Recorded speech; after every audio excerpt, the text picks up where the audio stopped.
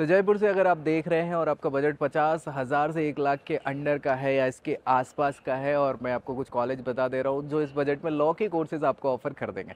बाकी कमेंट करके बताना है सिटी और बजट, मैं बताऊंगा लॉ के कॉलेज आपके लिए उसके लिए। तो देखो भाई, एक Saint Wilfred college of law आपने नाम सुना होगा, अगर जयपुर से बिलोंग करते तो एक अच्छा ऑप्शन है। 50,000 से 1 लाख के रेंज में आता है। देखो कुछ कॉलेजेस जो होंगे वो आपको स्कॉलरशिप वगैरह प्रोवाइड करा देते हैं, इसलिए वो बजट थोड़ा बहुत ऊपर नीचे हो सकता है ना, परेशान नहीं होना।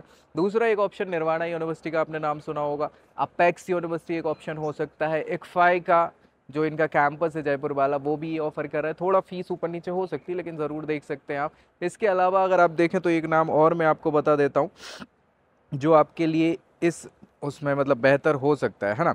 तो ऑप्शन वाइज अगर बात करें तो शहीद भगत सिंह लॉ कॉलेज, तो ये ऑप्शन आपके लिए हो जाएंगे जो 50,000 से 1 लाख के बीच में आपको ऑफर कर रहे हैं लॉ के कोर्सेज। तो दोस्तों में शेयर कर दीजिए, चैनल सब्सक्राइब करना बिल्कुल मत भूलिए ऐसी जानकारी के लिए।